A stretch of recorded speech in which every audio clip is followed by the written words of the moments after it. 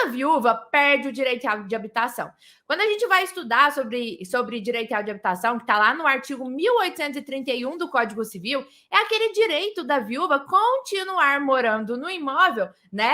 Depois que o cônjuge ou companheiro falece. E aqui, a primeira pergunta que eu quero te fazer para quem está aqui do outro lado é exatamente, gente, se a viúva for casada na separação obrigatória de bens, ela pode pedir direito real de habitação? Vamos imaginar aqui o caso, porque pode ser que chegue aí para você. Seu João é casado com a Dona Maria no regime de separação obrigatória de bens e ele tem uma casa que é só dele, né? Eles estão casados no regime da separação obrigatória de bens. Será que Dona Maria pode pedir para morar de graça nessa casa, mesmo que seja um bem particular do seu João, e ela sendo casada no regime de separação obrigatória de bens, ela não vai ter direito a nada lá no inventário, porque ela tá ali, o seu João deixou filhos e os filhos vão acabar ficando com tudo, né? Porque o cônjuge casado na separação obrigatória não concorre com os descendentes.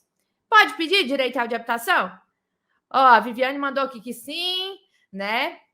Sim. A Deirine perguntou: o direito é somente da viúva? Não, gente. O direito real de habitação é ao cônjuge sobrevivente. Ele vale tanto para o seu João, né? Se Dona Maria tivesse falecido, como para a Dona Maria, né? Se o seu João tivesse falecido, para uniões tanto heteroafetivas, ou seja, o seu João e Dona Maria, como para homoafetivas. Se eu tivesse Dona Maria e Dona Joana, ou o seu João e seu Roberto, né? Independente aí, né, de ser hetero ou homoafetiva, o direito real de habitação ele é reconhecido ao cônjuge e ao companheiro, né? Ambos os jeitos aí, não há discriminação nesse sentido, né, gente? Pelo amor de Deus, não há discriminação, tá?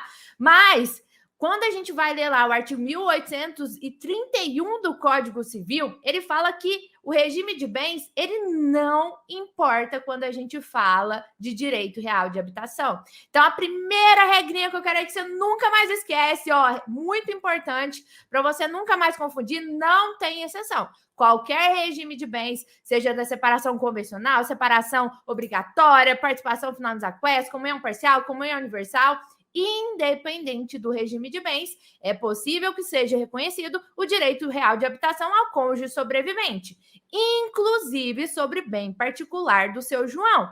É muito importante que você entenda isso, porque às vezes você vai estar advogando para o herdeiro, para o filho do falecido, e ele vai virar para você e vai falar assim: mas doutora, como que ela vai ficar morando lá de graça se era um imóvel que era só do meu pai? Ela nem vai receber nada desse imóvel lá no inventário. Como é que ela vai ter direito de morar de graça? E eu preciso que você entenda que o direito real de habitação está lá previsto, ele tem previsão legal no artigo 1831 do Código Civil, que fala expressamente que independe do regime de bens e de ser bem de natureza particular do falecido. Então, ela pode sim morar de graça mesmo num bem que ela não tem direito a nada, tá ok? O ponto muito importante é você entender para quem que você está advogando, né? Porque às vezes você vai focar num ponto aí em específico a depender de quem você está advogando, tá? A Deirine perguntou aqui: é obrigatório constar no formal de partilha ou escritura? Segura essa informação que também tem polêmica aqui. Também tem polêmica aqui. O ponto importante é que o artigo 1831 do Código Civil, ele não faz distinção, por exemplo, né? O artigo, que é o que a gente vai falar da polêmica que teve. Se, por exemplo, Dona Maria tem outros bens no nome dela, às vezes, né, Dona Maria tem até mais dinheiro em conta do que o seu João tinha. Eles eram casados em separação convencional de bens. Seu João tinha o patrimônio dele lá, uma casa de 500 mil, um carro de 70 mil reais, deixou 300 mil em banco, mas Dona Maria tinha um patrimônio imenso.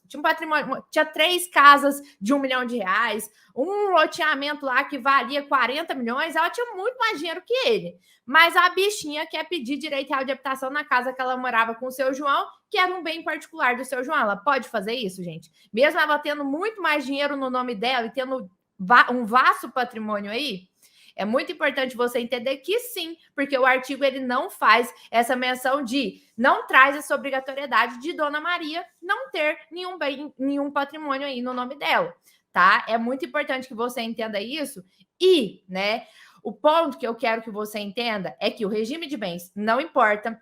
Se for um bem particular do seu João, né, ou do cônjuge aí que faleceu, não importa, eu posso pedir. Se o cônjuge está sobrevivente, sempre que eu falo cônjuge sobrevivente, gente, eu tô falando de companheiro também, porque há equiparação de direitos, tá? Se ele tiver outros bens, isso também não impede. Agora a gente vai entrar no erro, né? Aonde que a viúva perde esse direito real de habitação? Porque até então, o novo casamento, né? Se a pessoa casasse novamente, ela não perdia o direito real de habitação. E a gente tem um posicionamento do STJ nesse sentido, né? Lá, meus alunos familiares, eu juntei a jurisprudência dentro do direito real de habitação, em que traz esse entendimento do STJ, em que ao se casar novamente, eu não perco o direito real de habitação. Hoje pela manhã, eu fazendo a divulgação dessa live aqui, uma aluna, né, até comentou no meu post, não sei se vocês viram, né? Vocês fiquem atentos nos comentários, que às vezes as pessoas botam ali coisas que são interessantes, né, nos comentários das minhas postagens. Inclusive, você também pode comentar, né? Eu tô sempre atenta ali nos comentários, tento responder o máximo que eu consigo. Nesse caso, ela falou que viu a decisão ontem, né, falando que a viúva tinha se casado novamente e por isso o Tribunal de Justiça do DF, né, do Distrito Federal, reconheceu a perda do direito real de habitação. Eu falei assim, calma aí, porque até então casamento posterior não impedia aí, né? A pessoa não perdia. Por quê? Porque quando a gente vai ler lá o artigo 1831 do Código Civil, ele fala que o direito real de habitação ele é vitalício e personalíssimo. Mas aonde que está a fundamentação dessa decisão do Tribunal de Justiça, né, do Distrito Federal?